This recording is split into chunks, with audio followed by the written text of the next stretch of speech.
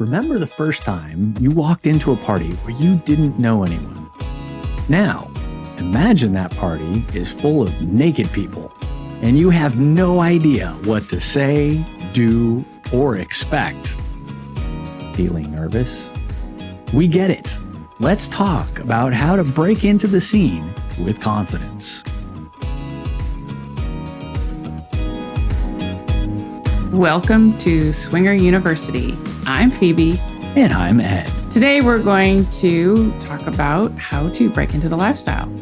And it's a topic that we've touched on a number of occasions, and now we're going to dedicate a full episode to it because it occurs a lot. And everyone wants to know what to expect and how it works. And let me tell you, it's not as overwhelming or as crazy as your brain has made it out to be. It's a lot more tame than you think, depending on the party or the club. But it's definitely not walking in the door and being attacked by individuals and dragging you off by your hair. Yeah, I remember our first conversations before we went to a lifestyle party, and that was your biggest fear, was just kind of being attacked as soon as you walked in the door. And it was not nearly that exciting. The first couple parties that we went to, it was actually very boring from the standpoint of our participation in what was going on there. Largely, we were ignored. Yeah. Now, our area is different because we don't have clubs. There is a club, one club, two, in San Francisco. One is a swinger club and the other is a BDSM, queer club. And we didn't go to the BDSM queer club because we were told there's too many males there, single males, and it's too raucous and it's too crazy. And right. Now things have changed over the years and they do cater more towards swingers. Whether it was really that or not, I don't know. But once again, the narrative that gets pushed out around, you just never know. So it's worth checking out the clubs and talking to as many people as you can if you're nervous before you want to go. Now, we will fully acknowledge that the swinging lifestyle and parties in general feel very cliquey, and they can be very intimidating. Obviously, we were intimidated by the proposition of walking into the unknown, not knowing what was going to happen. And they can be a little hard to navigate, like knowing exactly what the etiquette is and how people are going to act around you. And that's tricky. And that's exactly why we started our podcast, so that we could help people navigate all of this. If you're going to go to a house party, a good house party host will know that you're new. They should be able to identify on the adult dating platforms that you are new. If it's not obvious, please tell them, because a good host will show you around. They will introduce you to individuals and make you feel welcome. You really do need that point person. And if it's going to be the host, then it's going to be the host. And if they're, like I said, if they're good hosts, they will keep checking on you throughout the night. Sometimes the host will introduce you to one of their good friends. And then now that becomes kind of your point person, and they're happy to kind of hold your hands, so to speak, throughout the evening, check on you and answer any questions. Right. We didn't really have that in the beginning. In fact, we didn't, because we were going to our local promoters' events, and they were huge. They were huge, and the demographic was completely different. We were like young babes. Deer in the age headlights. Gaps were massive, and we felt like we were in the wrong spot. Yeah. And I'll throw in a tip right now. And that is, if you are going to your party for the first time, you've never been before, reach out to the host beforehand and tell them that you're new. Or when you arrive, walk up to them and say, hey, we're new. So why is breaking into the scene so hard? Well, one of the first things is you're dating again.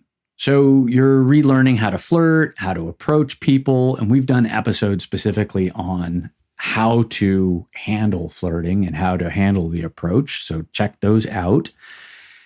But the other thing that's really challenging is these are brand new social circles and cliques. And I hate to use the word cliques because it's not that they're cliquey. It's that these are people who've hung out with each other before. They're familiar with each other. They met at a previous party. They see each other. And you know what? We like to hang out with people who we've met before because then we don't feel so alone. So it's just scared people huddling together so that they don't feel scared anymore. That's what it all comes down to. But it looks like a clique from the outside. So if we suck at flirting, then how do we learn that? How do we overcome that? You have no problem flirting. I sucked at flirting. Yeah. Well, how did I overcome that?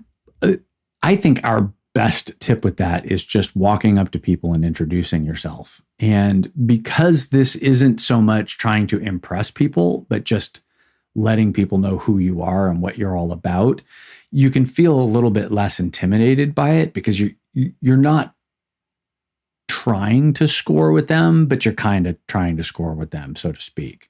It's really finding out if there's chemistry. So you just talk to them, talk to people. And most people are very friendly. And if they're not interested, they'll just move on. Yeah. We gave ourselves homework in regards to that. We gave ourselves, I think we even just said, let's just talk to one person because we were so terrified. And then we're like, okay, that was easy. Let's do 3 next time. One of the other things you can do to help alleviate some of your stress before you go to a party is read up on the club ahead of time. Find out what their etiquette is. Find out if it's got any suggestions. So once again, reaching out to your host and talking to them ahead of time to find out any information that they might offer. And a lot of times they'll just go, oh, it's really casual. It's very laid back. People are very friendly. We've had a usual crowd. Heck, I'll introduce you to a few people.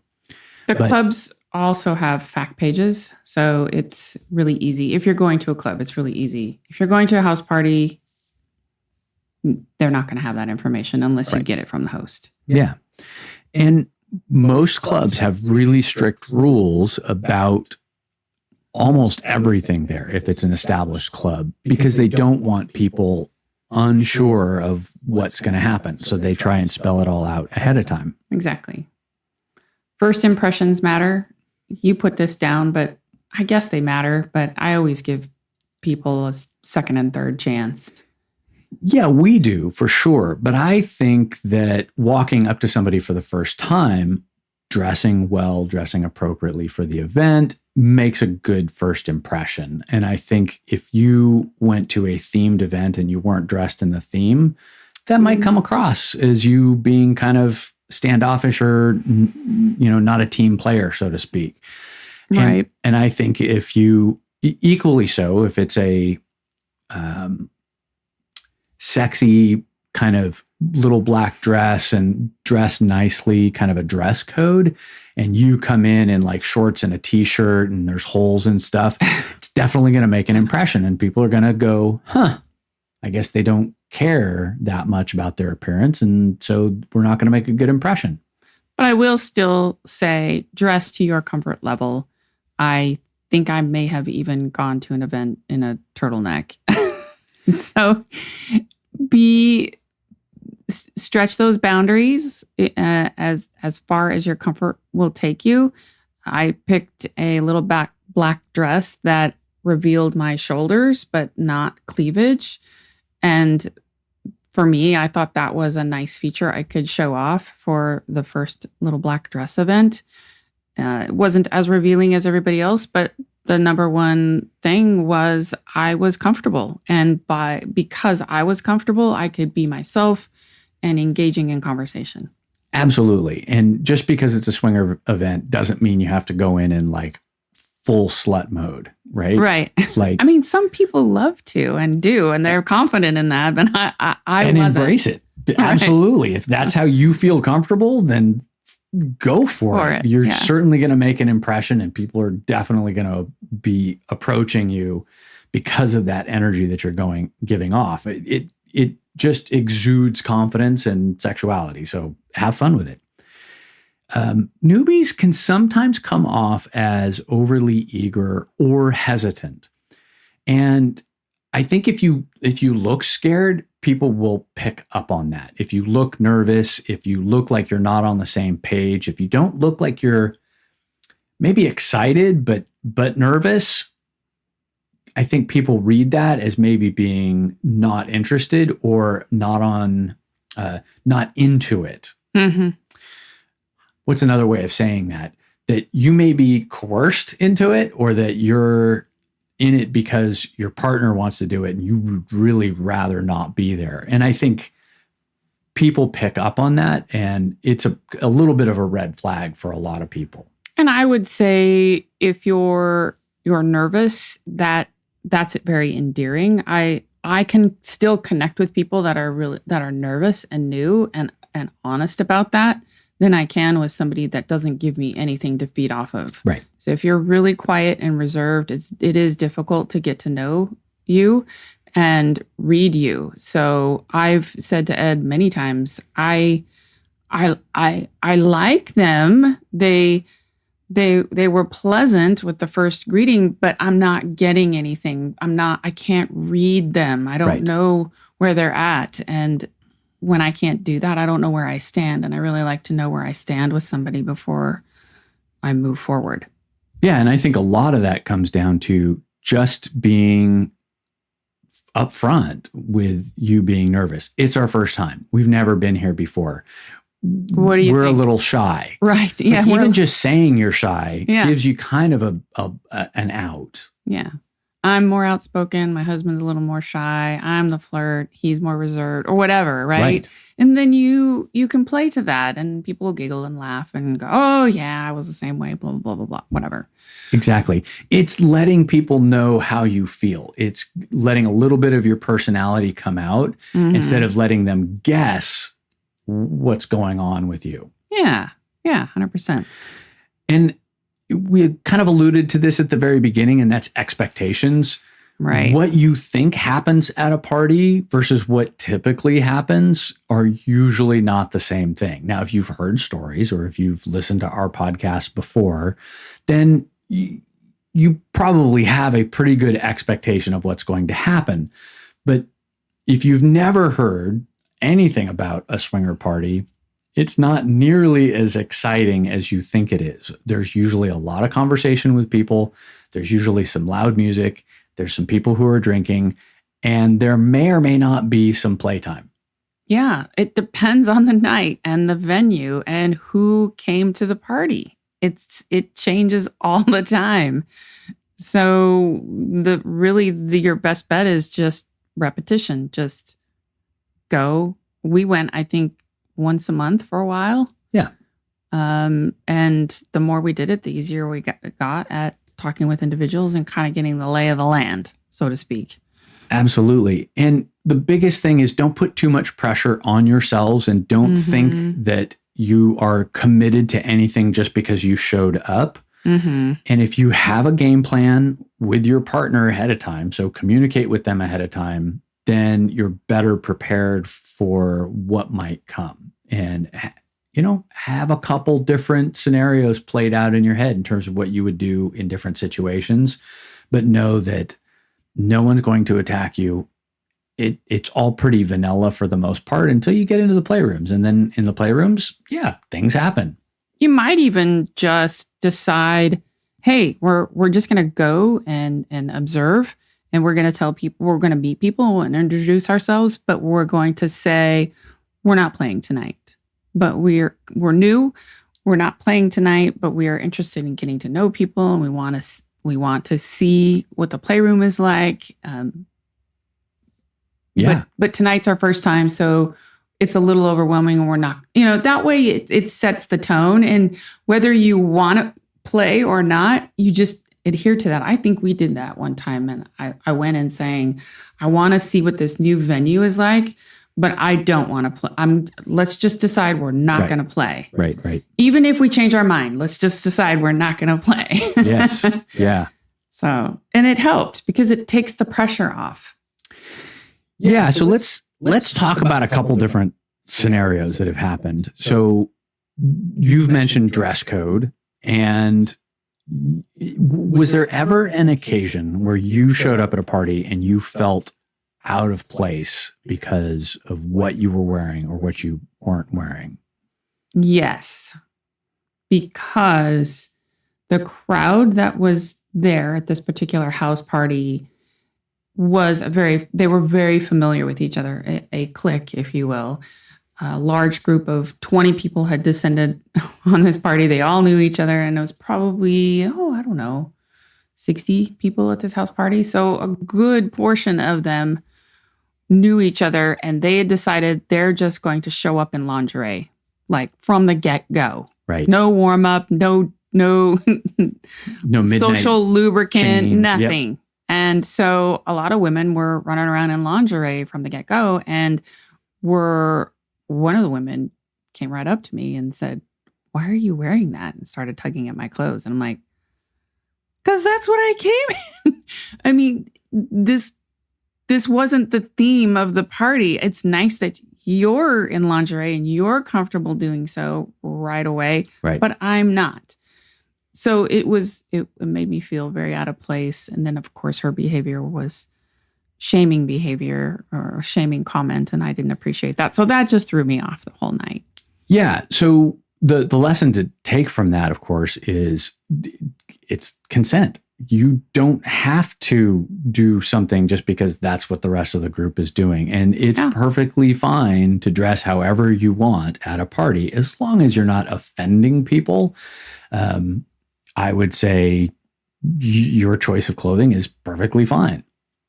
Yeah, 100%. Another example I'll throw out is about single guys. And we've had some really good experiences with single guys. We've had good experiences with single guys who we've heard stories about, bad stories about. But I'll say that the key difference between single males that we've had a good positive experience with versus the negative are how they approach couples and how they approach the situation. If they're chill and they're there just to talk and they don't appear too eager and it's clear that they're not hunting, that comes across so much better because you can let your guard down. You don't feel like you're going to be attacked or pestered. And the guys that did that, the guys that pestered, the worst example was at EG, and there were glass doors on this one particular playroom, and the guys were literally that wasn't pestering. Banging. That's just rude behavior. That was rude behavior. It's just not showing respect, aka rude. But it's a perfect example of how behavior will shape how people interact with you. There's no way that guy was ever going to get let into that room. His actions definitely put him on the outs, and potentially at places like that might get you banned. Right.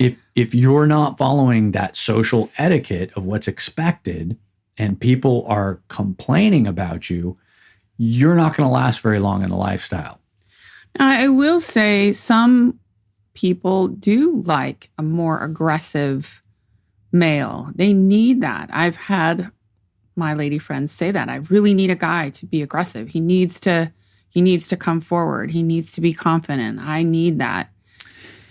That's not necessarily my thing. It depends on what you define as aggression and what turns you on. So different things turn different people on. Yeah. So while I say one thing, it is from my perspective, but my girlfriends say a little different. Yeah, now I can see the kink of literally an aggressive male, but I would tend to think that an assertive male, someone who's very clear that they're attracted to you and that they're interested and they pay attention to you, is different than an aggressive male, which comes up, grabs you by the hair, drags you off to a room. That's what I'm talking about, is more the assertive forward, like, I see you, you're sexy, I really want you. I'm here for you if you want to use my body. Like that, sure. Yeah. Game on. Yeah, that's hot. That's hot. For sure. So be very clear that there's a fine line between being assertive and being cocky and then being being a jerk. So play that card carefully. Maybe get some experience just being nice and having good conversations, and then figure out if your flirt game is strong enough where you can get away with something like that. Right. I will say there is one guy in the lifestyle. He's a single male. He's very attractive. I do like him, but every time I see him, he's so standoffish that once again, I can't get a beat on what's going on. Like, I don't want to be the aggressor or the instigator, if you will. Right.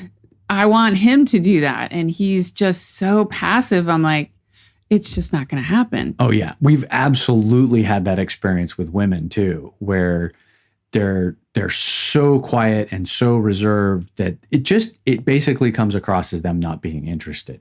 Yeah.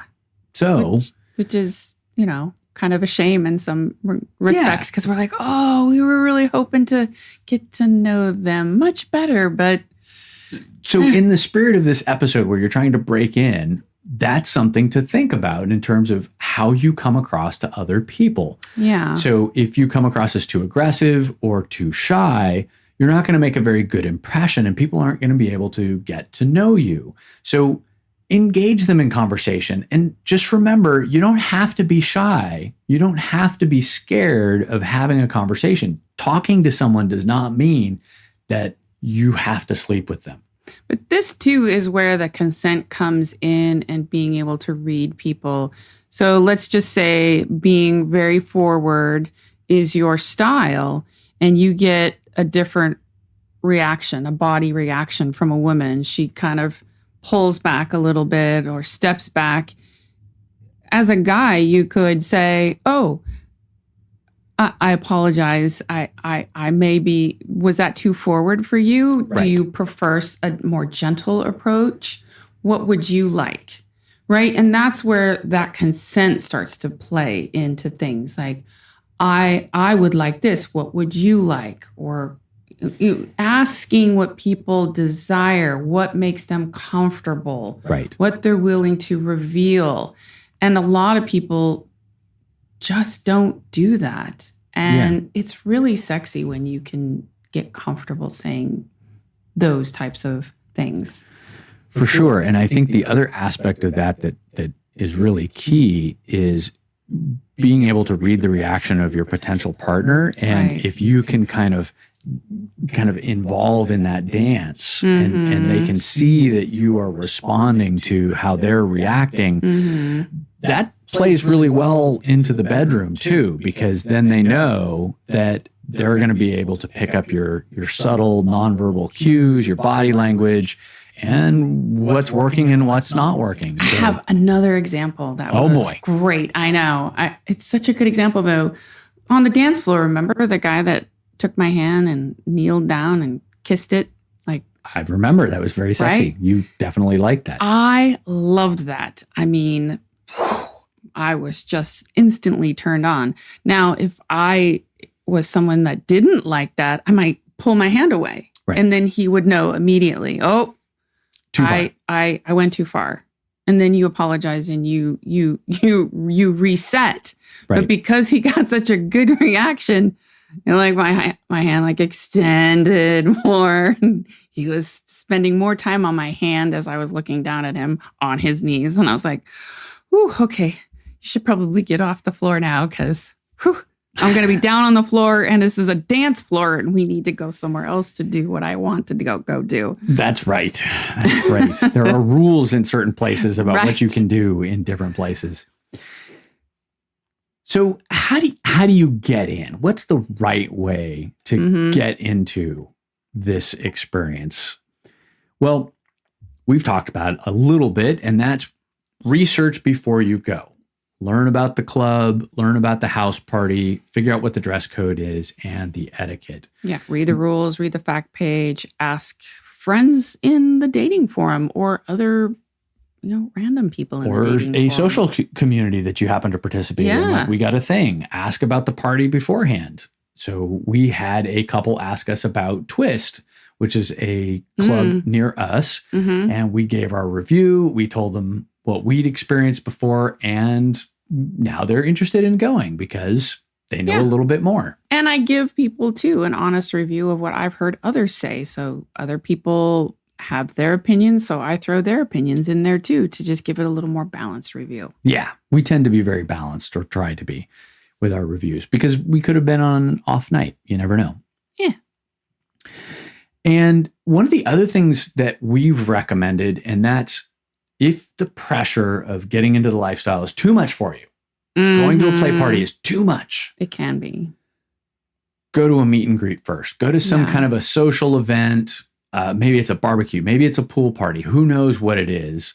But if there isn't a playroom or there isn't on-site play, then some of that pressure is relieved because okay, I don't have to make that decision tonight. I don't have to navigate that particular aspect. I can just go meet people and see how freaky they really are. Yes, and I wish we had that when we first started, because that would have alleviated a lot of pressure for me, because then you don't have to say, oh, we're not playing tonight, right? Yeah. You don't have to say it. It's just not an opportunity because the venue doesn't allow for that. And the meet and greets are perfect. And then you've connected with some people, right, and you find out where they like to go. And then you just show up at the next thing that they're at. Now, if, for example, you live in an area where all the clubs have a play area, then just don't go in the playroom. Yeah. Stick to the dance floor. Talk to people at the bar. Mix and mingle, and just treat it like a meet and greet. Treat it like a social event. You don't have to go to the playroom just because they have it there. What about the places, some places in the Midwest don't have clubs and house parties are either or they don't exist, or because of their profession, they can't play locally.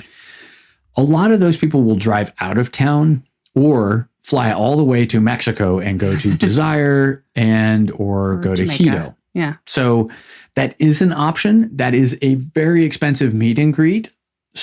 But if you're looking for a good vacation and you just consider it as like an all-inclusive adults only vacation, and you just plan on not playing and just meeting people, sure. There are a lot of people who got into the lifestyle just because it was a naked place and you could go hang out and kind of treat it like a nudist resort. Mm-hmm. It does work that way. It does. And it's very low pressure. I will say the cruises are also very low pressure. Absolutely. That's another great place to meet people and see things and have experiences and conversations and without the pressure. Yeah. They're like a vacation, but there's extra stuff. So oftentimes there will be classes, there'll be conversations that happen, there'll be facilitated things to help you kind of break the ice and get used to the environment and the lifestyle without actually having to participate in the lifestyle other than the social aspects of it.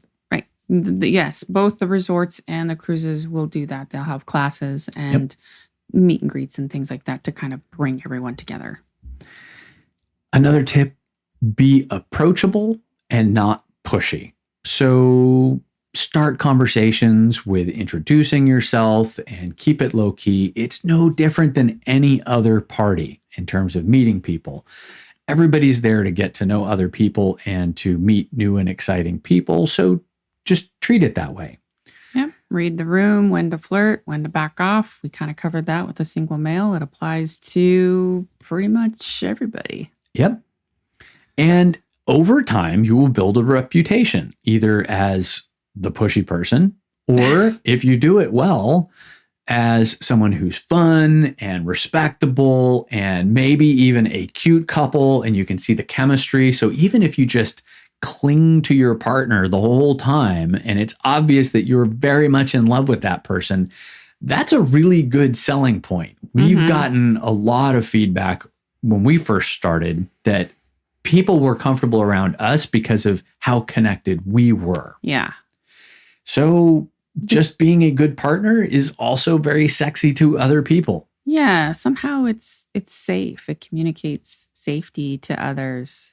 I guess because you're not out to steal somebody else's partner. And Yeah. that's a fear. Yeah, for sure.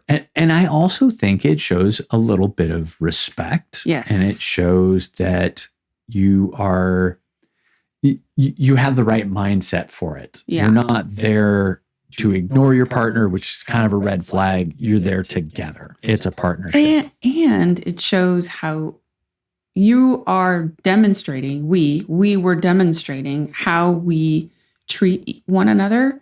And that was attractive because other couples then can see that and say, oh, I like how they treat one another. That means they'll treat us the same way. Right. Because remember the cowboy guy? Yes, I remember the cowboy guy. Was treating his wife, oh my gosh, so poorly, demeaning her and telling her what to do and trying to rip her clothes off. And it was horrible. And I thought, oh, hell no. Yeah. That guy's going to be a nightmare in the playroom. Run away, run away, run away very fast. Yeah, and they were a hot couple, and we were absolutely interested in them until we started interacting with them. Yeah. And I was like, that was nope, it. Not going to happen. So that first impression, they built a reputation in our minds as being, And we never not so saw him much. again. No. Interesting. Not really, but. And I'll say this last thing, and that's that the no pressure attitude is a winning attitude when it comes to the lifestyle, because people don't want to feel pressured and they don't feel like they have to perform, especially if they're new. So if you're an experienced couple, putting pressure on new couples or even other couples who are experienced, maybe they're not in the mood that night. That assertive nature versus the aggressive. So it's that very balance Fine line. between pushing it too far. Right. Leveraging online communities. We talked about this a little bit too. Engaging in the swinger forums, the adult dating forums, your Telegram groups or Facebook groups or Messenger groups or MeWe's or all the other groups Discord groups that you may be part of. Reach out, talk to people, get their advice, ask them where they're going. And then maybe you want to vet the people before you go to an event or you meet them.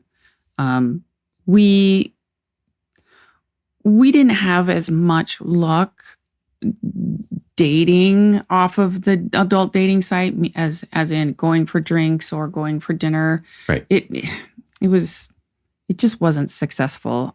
We preferred the parties because there's 60 people there or 80 or 100. Right. So if you don't connect with someone, at least there's a bunch of other people that you're connecting with. Yeah, and I would say that the one-on-one dating or two-on-two dating or two-on-one or one-on-two. Anyway, right. However you decide to do the dating thing, it's very much kind of a long, slow process to find somebody that you connect with, because you got to set the date up. You got to go on the date. You got to determine whether you like them or not. You probably want to give them a second shot because the first impression is not going to be very good. So you go on the second date. That may or may not go well. And then by the third, right? So now we're like a month and a half into it. Right. Versus a party or an event or a meet and greet, you can kind of move around the room and you can get to know people, give them a little bit of break, come back to them later in the evening. They still make a good impression, even though they've had a drink or two or they've had multiple conversations. That's pretty good.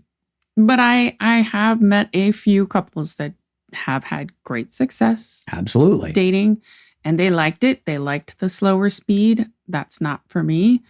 So it's going to vary depending on what you like, and you won't know it till you try it. Absolutely. So to wrap up a little bit,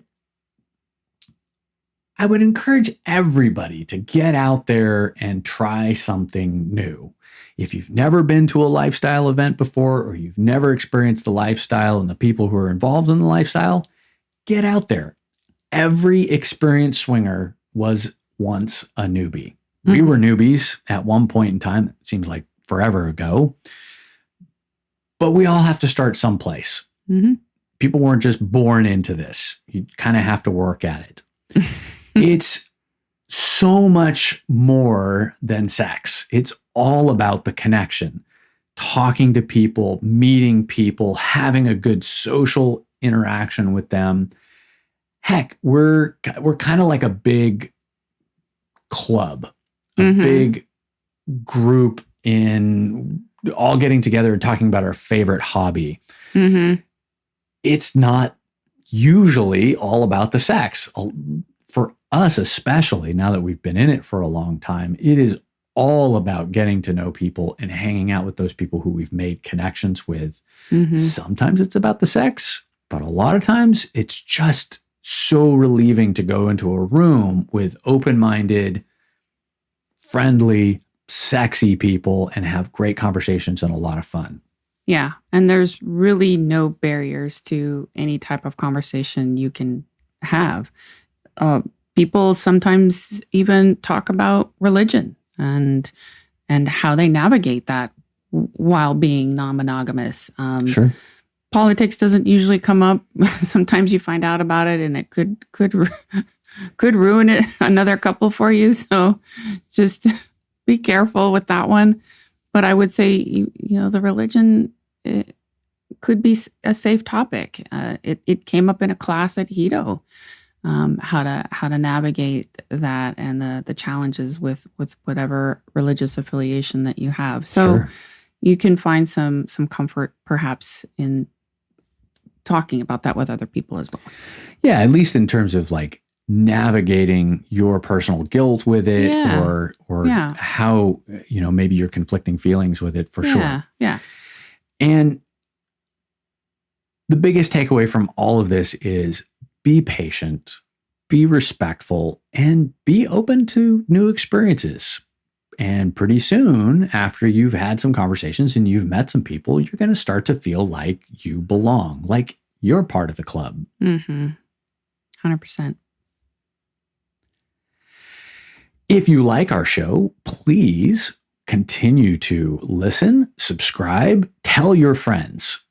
And if you have a comment or you want to share a personal story about how you got started in the lifestyle, your newbie experience, or you've got a great tip for people who are new, maybe you're in a particular area where there's an opportunity that you'd like to let us know about, you can visit our website at swingeruniversity.com.